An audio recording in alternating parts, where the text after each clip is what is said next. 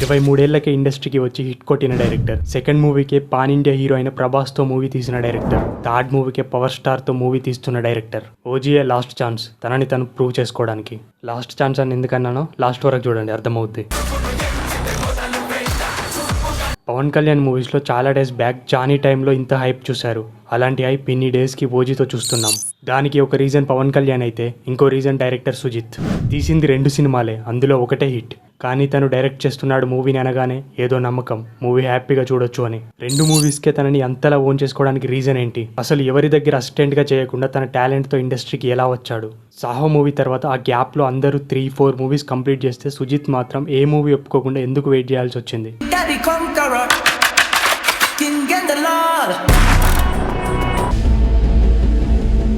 This is the complete story of director Sujeeth. నేను మీ Pranay, welcome to Pranay visuals.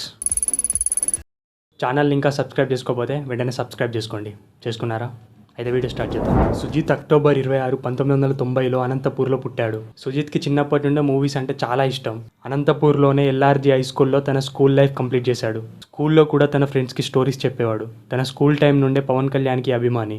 Johnny movie release అయినప్పుడు Johnny head band కట్టుకొని మూవీకి వెళ్ళి అక్కడ దానికి వచ్చే నెగిటివిటీ టాక్ చూసి ఒక 1 వీక్ వరకు తన హెడ్కి ఉన్న హెడ్ బ్యాండ్ తీయలేదు. స్నానం కూడా దాని మీదనే చేసేవాడు.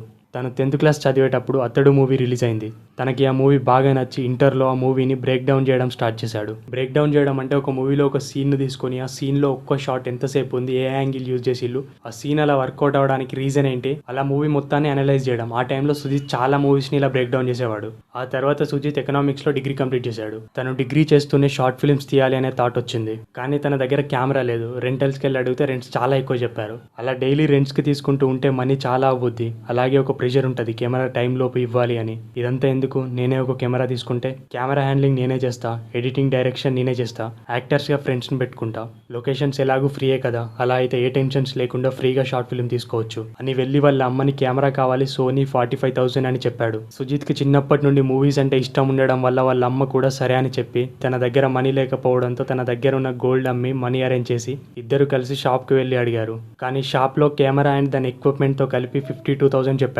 సుజిత్ డిసప్పాయింట్ అయి రిటర్న్ వద్దాం అనుకున్నాడు. కానీ వాళ్ళ అమ్మ సుజిత్ని షాప్లో ఉంచి తనకి తెలిసిన వాళ్ళ దగ్గరికి వెళ్ళి ఆ 7,000 తీసుకొచ్చింది. ఆ టైంలో సుజిత్ చాలా రిగ్రెట్గా ఫీల్ అయ్యాడు. అంత కష్టపడి కెమెరా తీసుకోవడంతో ఎలా అయినా దీనికి కెమెరాని రైట్ వేలో యూస్ చేసుకోవాలి అని షార్ట్ ఫిల్మ్స్ తీయడం స్టార్ట్ చేశాడు. స్టార్టింగ్లో వాళ్ళ ఫ్రెండ్స్ని యాక్టర్స్గా పెట్టుకొని తనే కెమెరామెన్, తనే రైటర్, డైరెక్టర్ అండ్ తనే ఎడిటింగ్ కూడా చేసుకునేవాడు. సుజిత్ సైన్ అనే ఒక యూట్యూబ్ ఛానల్ క్రియేట్ చేసుకుని తన షార్ట్ ఫిల్మ్స్ అన్ని అందులో అప్లోడ్ చేసుకునేవాడు. ఆ తర్వాత ఫిల్మ్ మేకింగ్ ఇంకా నేర్చుకోవాలి అని CA చేస్తూ L V Prasad films and TV అకాడమీలో ఫిలిమ్స్లో డిగ్రీ కంప్లీట్ చేశాడు. ఆ డిగ్రీ చేస్తూ కూడా సుజిత్ షార్ట్ ఫిల్మ్ చేయడం ఎక్కడ ఆపలేదు. టైం దొరికినప్పుడల్లా ప్రతి మంత్ ఒక షార్ట్ ఫిల్మ్ రిలీజ్ చేస్తూనే ఉండేవాడు. ఇలా లవ్ కెమికల్, ప్రేమ ఇష్కు, కాదల్, తొక్కల లవ్ స్టోరీ, ఇట్లా మొత్తం కలిపి ఒక 40 షార్ట్ ఫిల్మ్స్ దాకా తీసిండు. అన్ని తెలుగులోనే కాకుండా కొన్ని షార్ట్ ఫిల్మ్స్ హిందీలో కూడా రిలీజ్ చేసిండు. ఆ టైంలో వేరే షార్ట్ ఫిల్మ్స్తో సుజిత్ షార్ట్ ఫిల్మ్స్ కంపేర్ చేస్తే డిఫరెంట్గా ఉండేది. మేకింగ్ చాలా స్పెషల్గా ఉండేది. కట్స్ అనేవి చాలా స్పీడ్గా ఉండేవి. తను షార్ట్ ఫిల్మ్ తీసేటప్పుడు కూడా తన మైండ్లో చాలా థాట్స్ వచ్చేవి. నిజంగానే నేను డైరెక్టర్ అవుదాం అనుకుంటున్నానా, లేదా జస్ట్ అట్రాక్టివ్గా కనిపించేసరికి వచ్చానా అని. ఇలా ఉన్న టైంలో తన షార్ట్ ఫిల్మ్ సీన్ ఒకటి రైల్వే ట్రాక్ దగ్గర జరుగుతుంది. తనే కెమెరామెన్. సుజిత్ లైటింగ్ బాగొస్తుందని రైల్వే ట్రాక్ మీద ఉండి షూట్ చేస్తున్నాడు. ఆ ట్రాక్స్ పక్కన యాక్టర్ యాక్ట్ చేస్తున్నాడు. ఇద్దరు ఫ్రెండ్స్ కొంచెం దూరంలో ఎవరైనా పోలీసులు వస్తున్నారా అని చూస్తున్నారు. ఇలా ఆ సీన్ కోసం సుజిత్ చాలా టేక్స్ తీస్తున్నాడు. అప్పుడే ట్రైన్ వస్తుంది. సుజిత్ మొత్తం ఆ సీన్లోనే ఇన్వాల్వ్ అయ్యాడు. యాక్టర్ కూడా తన పర్ఫార్మెన్స్ ఇంప్రూవ్ చేసుకుంటూ టేక్స్ కంటిన్యూ చేస్తున్నాడు. ట్రైన్ ఏమో దగ్గరికి వస్తుంది. సుజిత్ అలాగే కెమెరాలో షార్ట్స్ చూస్తున్నాడు. పర్ఫార్మెన్స్ చూసుకుంటూ ఉన్నా. రైల్వే ట్రాక్ ఉందన్న విషయం మర్చిపోయా.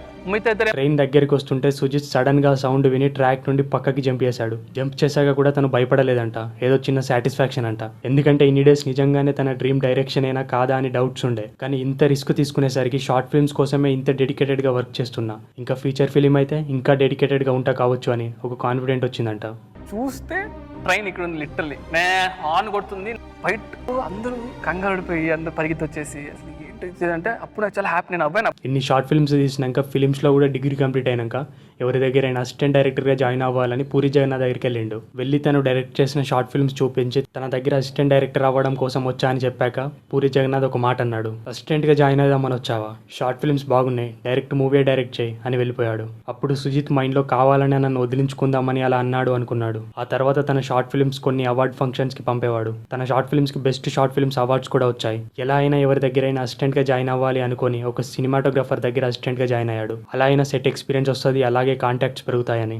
అలా కొన్ని డేస్ చేశాక సినిమాటోగ్రాఫర్ తన పర్సనల్ వర్క్స్ కూడా సుజిత్కి చెప్పేవాడు, సిగరెట్స్ తెమ్మని. అలా ఒకరోజు ఆఫీస్ బాయ్ రాకపోతే సుజిత్ని పిలిచి బీర్స్ తీసుకొని రమ్మన్నాడు. సుజిత్ కూడా సరేలే అనుకొని బైక్ తీసుకొని ఒకడే వెళ్ళాడు. మధ్యలోకి వెళ్ళాక సుజిత్కి అర్థమైంది తన దగ్గర మనీ లేవని. సినిమాటోగ్రాఫర్ మేనేజ్కి కాల్ చేసి మనీ ఇవ్వలేదు అని చెప్పాడు. తను వచ్చాక ఇస్తా గానీ తీసుకొని రా అని కాల్ కట్ చేశాడు. సుజిత్కి ఏం చేయాలో అర్థం కాక కృష్ణనగర్లో తనకి తెలిసిన వాళ్ళ దగ్గరికి వెళ్ళి మనీ తీసుకొని లైన్లో నిలబడి 2 బీర్స్ తీసుకొని బైక్ ఎక్కాడు. బైక్ ముందు బ్యాగ్ లేదు. అలాగే ఒక్కడే ఉండడం వల్ల బీర్స్ని ఎక్కడ పెట్టాలి అనుకొని తన కాళ్ళ మధ్యలో పెట్టుకొని మెల్లగా వెళ్తున్నాడు. అలా వెళ్తూ చాలా ఆలోచించాడు. ఏంటి ఈ కర్మ, నేను వచ్చింది ఒక పని మీద, ఇక్కడ చేస్తుంది ఒక పని అనుకుంటూ. సడన్ గా ముందు నుండి రాంగ్ రూట్ లో ఒక పర్సన్ వచ్చాడు. సుజిత్ సడన్ గా కాలుతో బ్రేక్ వేస్తుంటే ఒక బీర్ బాటిల్ కింద పడి పగిలిపోయింది. ఇదే కాకుండా రాంగ్ రూట్ లో వచ్చిన పర్సన్ సుజిత్నే తిట్టాడు, తాగి బీర్లు పట్టుకొని పోతున్నావా అని. సుజిత్ ఏమని లేక ఒక్క బీర్తో ఆఫీస్ వెళ్ళి ఆ బీర్ ఇచ్చాడు. దానికి తను 2 తెమ్మంటే ఒకటే తెచ్చావు, నీకు ఈ బీర్ డబ్బులు కూడా ఇవ్వను పో అన్నాడు. సుజిత్ అక్కడ నచ్చక నాకు ఈ వర్క్ వద్దు అని అక్కడి నుండి వచ్చేసాడు. అదే టైంలో తన ఫేవరెట్ హీరో అయిన పవన్ కళ్యాణ్కి గబ్బర్ సింగ్ రిలీజ్ అయింది. అప్పుడు సుజిత్ తన ఫ్యామిలీతో ముషీరాబాద్లో ఉండేవాడు. సుజిత్ ఆర్టీసీ క్రాస్లో జరిగిన ర్యాలీలో పాల్గొని పిచ్చి పిచ్చి చేశాడు.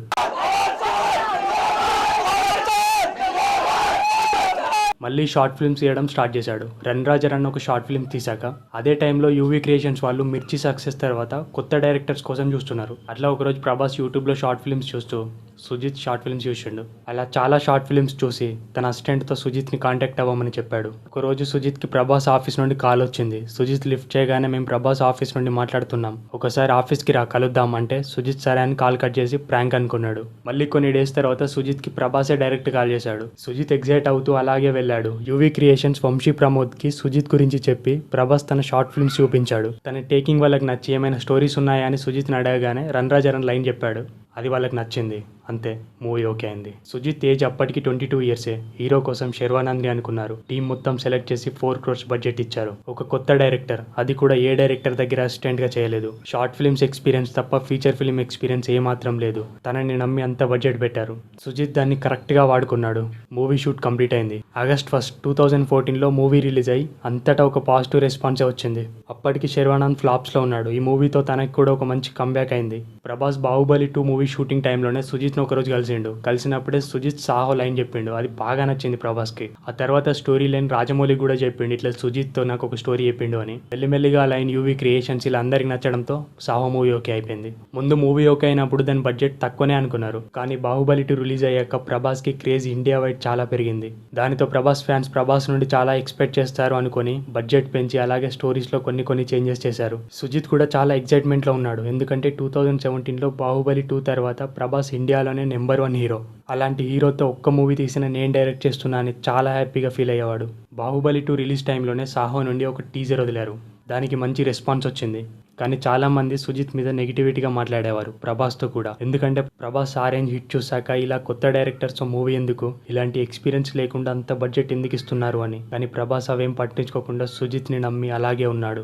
సెకండ్ మూవీకే పాన్ ఇండియా హీరోని డైరెక్ట్ చేస్తున్నాడు. 350 crores budget. Heroine Shraddha Kapoor. Main cast Neil Nitin Mukesh, Arun Vijay, Jackie Shroff. అదే కాకుండా మూవీ టీం మొత్తం చాలా మంది హాలీవుడ్ టెక్నీషియన్స్ కూడా ఉన్నారు. ఇంతమంది ఎక్స్పీరియన్స్ పర్సన్తో ఒక్క మూవీ తీసిన డైరెక్టర్. It's showtime. ప్రభాస్కి కూడా అప్పుడప్పుడు కొంచెం డౌట్ వచ్చేదంట, ఇంత బడ్జెట్ని ఇంత హెవీ క్యాస్ట్ని హ్యాండిల్ చేయగలడా లేదా అని. సాహో ప్రీ ప్రొడక్షన్ మొత్తం కంప్లీట్ అయింది. షూట్ స్టార్ట్ అయింది.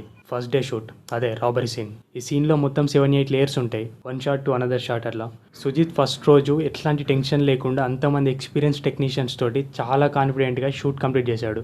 ఆ రోజు షూట్ కంప్లీట్ అయ్యాక సీన్ని నెక్స్ట్ డే ప్రభాస్కి చూపించాడు. ప్రభాస్కి అప్పుడు ఒక నమ్మకం వచ్చేసింది, ఇక మనం రిలాక్స్ అవ్వచ్చు అనుకున్నాడు. సాహో షూటింగ్ టైంలోనే సుజిత్కి బాలీవుడ్ ఆఫీస్ నుండి ఒక కాల్ వచ్చింది. ప్రభాస్ పక్కనే ఉన్నాడు ఆ టైంలో. కాల్లో షారుఖ్ ఖాన్. ఇంకా తెలియదు, ఒక సూపర్ స్టార్ ఫోన్లో ఒక సూపర్ స్టార్ పక్కన. టీవీలో ఒక రజనీకాంత్ ఉన్నాడు, ఇక్కడ రజనీకాంత్ ఉన్నాడు. ఇద్దరు రజనీకాంత్ కూడా బస్సులో ఎక్కేవరా అంటాడు అన్నమాట. అక్కడో రజనీకాంత్ ఉన్నాడు, ఇక్కడో రజనీకాంత్ ఉన్నాడు. బస్సులో 2 రజనీకాంత్ ఉండగా సాహో టీజర్ బాగా నచ్చి షారుఖ్ ఖాన్ తనని ఇంటికి ఇన్వైట్ చేశాడు. అది Shahrukh Khan right. So he love the teaser. Prabhas కూడా పక్క నుండి వెళ్ళి డార్లింగ్ అన్నాడు. ఆ రోజు షూట్ కంప్లీట్ అవ్వగానే సుజిత్ కార్ వేసుకొని షారుఖ్ ఖాన్ ఇంటికి వెళ్ళాడు. 4 hours షారుఖ్ ఖాన్ తోనే మాట్లాడాడు. సుజిత్ వాళ్ళ అమ్మ షారుఖ్ ఖాన్కి ఒక పెద్ద ఫ్యాన్. సుజిత్ షారుఖ్ ఖాన్తో ఆ మూమెంట్స్ ని మొబైల్లో రికార్డ్ చేసుకొని వాళ్ళ అమ్మకి కూడా చూపించాడు. సాహో షూట్ కంప్లీట్ అయిపోయింది. ఇండియా మొత్తం హైప్. రిలీజ్ చేసిన టీజర్కి ట్రైలర్కి అన్నిటికీ మంచి రెస్పాన్స్. రిలీజ్ టైం దగ్గరలో ఉన్నప్పుడు సుజిత్ వేరే వర్క్ మీద వేరే కంట్రీ వెళ్లాల్సి వచ్చింది. మూవీ రిలీజ్ అయింది. నేను రిలీజ్ అప్పుడు లేను ఇక్కడ యాక్చువల్లీ. ఓకే, సుజిత్ అక్కడి నుండే మొబైల్లో రివ్యూస్ చూస్తున్నాడు. నార్త్ సైడ్ అంతా పాజిటివ్ రెస్పాన్సే, కానీ సౌత్ సైడ్ ముందు మిక్స్డ్ రెస్పాన్స్. అలా మెల్లిమెల్లిగా మొత్తం నెగిటివ్ రెస్పాన్స్ స్టార్ట్ అయింది. దాంతో పాటు సుజిత్కి ఒక భయం స్టార్ట్ అయింది. ఇక మళ్ళీ ఇండియా రావద్దు అనేలా ఆలోచనలు స్టార్ట్ అయ్యాయంట. ప్రభాస్ కాల్ చేసి ఏం కాదు డార్లింగ్, మన పని మనం 100% చేసాం, ఏమవ్వదు వచ్చాయి అన్నాడంట. సుజిత్ ఇండియా వచ్చాక చాలా మంది టీవీ ఛానల్స్ వాళ్ళు సుజిత్ ఇంటర్వ్యూ అడిగితే అందరికీ నో అని చెప్పాడు. సాహో మూవీ బాలీవుడ్ లో బ్లాక్ బస్టర్ అయి సౌత్ సైడ్ ఫ్లాప్ అయింది. టెక్నికల్ గా మంచి మూవీ అయినా ఆ టైంలో మన సైడ్ మాఫియా, అలాగే ఒక కొత్త సిటీ వాజీ, ఆ కన్ఫ్యూజ్డ్ స్క్రీన్ ప్లే దానికి కనెక్ట్ అవ్వలేకపోయాళ్ళు. ఇప్పుడైతే సాహోకి చాలా మంది ఫ్యాన్స్ ఉన్నారు, కానీ రిలీజ్ టైంలో థియేటర్ దగ్గర అయితే ఫ్లాప్ అయింది. సాహో మూవీ రిలీజ్ అయిన 1 year తర్వాత 2020లో ఆగస్ట్ 2న సుజిత్ డెంటిస్ట్ అయిన ప్రవళికని మ్యారేజ్ చేసుకున్నాడు. ఆ తర్వాత సుజిత్కి ఏం చేయాలి అర్థమయ్యేది కాదు. ఏ మూవీ సైన్ చేయకుండా సోషల్ మీడియాకి చాలా దూరంగా ఉన్నాడు. చాలా మంది ఒక మూవీ ఫ్లాప్ అయ్యేసరికి ఇండస్ట్రీ అంటే భయపడ్డాడు అనుకున్నారు. అలా 2 years వెయిట్ చేసి తర్వాత 7 months కూర్చొని ఒక మంచి స్క్రిప్ట్ అయితే రెడీ చేశాడు. ఒకరోజు పవన్ కళ్యాణ్ ఆఫీస్ నుండి కాల్ వచ్చింది. సుజిత్ని పిలిచింది ఒక రీమేక్ మూవీ కోసం. దానికి సుజిత్ చాలా డిసప్పాయింట్ అయ్యాడు, రీమేక్ అని. కానీ సుజిత్ ఆఫీస్ వెళ్ళి పవన్ కళ్యాణ్ కలిశాక పవన్ కళ్యాణ్ ఒకటి అడిగిండు, ఏమైనా కొత్త స్టోరీస్ ఉన్నాయా అని. దానికి సుజిత్ ఓజీ లైన్ చెప్పాడు. ఆ లైన్ పవన్ కళ్యాణ్కి బాగా నచ్చి రీమేక్ వద్దు, ఈ స్టోరీ తీద్దామన్నాడు. అంతే, సుజిత్కి ఒక్కసారిగా ఏదో తెలియని హ్యాపీనెస్. తన ఫేవరెట్ హీరోతో తన ఒరిజినల్ స్టోరీ ఓకే అవ్వడంతో చాలా హ్యాపీగా ఫీల్ అయ్యాడు. 2022 December 4న డివివి ప్రొడక్షన్లో ఓజీ అనౌన్స్ చేశారు. అంతే, అప్పటి వరకు రీమేక్స్తో అలసిపోయిన పవన్ కళ్యాణ్ ఫ్యాన్స్కి ఒక హ్యాపీ ఫీల్ వచ్చింది. ఎందుకంటే ఒక ఒరిజినల్ స్క్రిప్ట్, అది కూడా తన ఫ్యానే డైరెక్షన్. అదే కాకుండా సుజిత్ డైరెక్షన్ మీద నమ్మకం. ఎందుకంటే సాహో ఫ్లాప్ అయినా కూడా ప్రభాస్ని ఎలివేట్ చేయడంలో ఎక్కడా ఫెయిల్ అవ్వలేదు. అలా ఓజీ మీద ఒక్కసారిగా హైప్ బాగా పెరిగింది. ఇవన్నీ ఒక సైడ్ అయితే పవన్ కళ్యాణ్ గ్యాంగ్స్టర్ మూవీ అని, పవన్ కళ్యాణ్కి ఇష్టమైన జాపనీస్ రిఫరెన్సెస్, ఇవన్నీ మూవీ మీద హైప్ని ఒక రేంజ్కు పెంచాయి. ఆ తర్వాత రిలీజ్ అయిన ఓజీ గ్లిమ్స్, సాంగ్స్ ఇవన్నీ మూవీ మీద హైప్ పెంచుతూనే ఉన్నాయి. ఇది సుజిత్కి లాస్ట్ ఛాన్స్. ఎందుకంటే ఒకవేళ ఓజీ స్టోరీ ఏమైనా తేడా కొడితే సుజిత్ని ఇంతలా ఓన్ చేసుకున్న ఫ్యాన్సే ట్రోలింగ్ స్టార్ట్ చేస్తారు. సాహో మంచి మూవీ అని మనం ఇప్పుడు అనుకుంటున్నాం, కానీ థియేటర్ దగ్గర ఫ్లాప్ అవడం వల్ల ప్రొడ్యూసర్స్ లాసెస్లోనే ఉన్నారు. నెక్స్ట్ టైం సుజిత్ మీద బడ్జెట్ పెట్టడానికి ఆలోచిస్తారు, తను అసలు బడ్జెట్కి క్యాపబులా కాదా అనే థాట్తో. అదే కాకుండా ఇండస్ట్రీలో తన మీద ఒక నెగిటివిటీ అనేది స్ప్రెడ్ అవుద్ది, ఇంత హైప్ ఇస్తే మళ్ళీ ఫెయిల్ అయ్యాడు అని. అన్నిటికీ మించి తన కాన్ఫిడెన్స్ పోతుంది. సాహో టైంలోనే ఇండియా రావద్దు అనుకుని సోషల్ మీడియాలో కామెంట్స్ ఆఫ్ చేసి సోషల్ మీడియాకి దూరంగా ఉన్నాడు. అందుకే తనని తను మళ్ళీ ప్రూవ్ చేసుకోవడానికి ఇదే last chance. OG movie shooting టైంలోనే సుజిత్ నానితో ఒక మూవీ అనౌన్స్ చేశాడు. ఓజీ రిలీజ్ అయ్యాక నానితో ఆ మూవీ షూట్ స్టార్ట్ అవుద్ది. ఓజీ మూవీ కోసం ఫ్యాన్స్, ఆడియన్స్ వీళ్ళే కాదు, సినిమా ఇండస్ట్రీలో కూడా చాలా మంది వెయిట్ చేస్తున్నారు. మన ఓజీ వస్తుంది. నెక్స్ట్ వారం రాబోతున్న మన OG. Because I'm also waiting for the film and I'm extremely excited and OG నేను కూడా వెయిటింగ్ నిజంగా. ఓజీ అప్డేట్స్ బ్యాడ్ విశేషస్ అది మామూలుగా ఉండదు బాక్స్ ఆఫీస్లో. ఫ్యాన్స్ అయితే సుజిత్ నోన్ చేసుకొని సుజిత్ అన్న అని పిలవడం స్టార్ట్ చేశారు. అదే కాకుండా సుజిత్ సంభవం అని ట్రెండ్ కూడా స్టార్ట్ అయింది. ఇలా చిన్న ఏజ్లోనే చాలా హైస్, చాలా లోస్ చూశాడు. ఒకవేళ తను మూవీ తీయాలనుకుంటే సాహో మూవీ తర్వాత ఏదో ఒక మూవీ సైన్ చేసి తీసుండొచ్చు. సాహో మూవీ అనేది బాలీవుడ్లో బ్లాక్ బస్టర్ అవ్వడంతో బాలీవుడ్ నుండి సుజిత్కి చాలా ఆఫర్స్ వచ్చాయి. కానీ వెయిట్ చేసి అయినా ఈసారి ఎవరిని డిసప్పాయింట్ చేయదని టైం తీసుకొని మంచి స్టోరీతో ఓజీతో వస్తున్నాడు. తను ఎప్పుడు ఛాన్సెస్ కోసం పోలేదు, తనే ఛాన్సెస్ని క్రియేట్ చేసుకున్నాడు. ఓజీ కోసం ఎంతమంది వెయిట్ చేస్తున్నారో ఓజీ అని కామెంట్ చేయండి. వెయిటింగ్ ఫర్ సుజిత్ సంభవం. ఇంకా ఛానల్ని సబ్స్క్రైబ్ చేసుకోకపోతే వెంటనే సబ్స్క్రైబ్ చేసుకొని నోటిఫికేషన్ బటన్ ఆన్లో పెట్టుకోండి. బాయ్.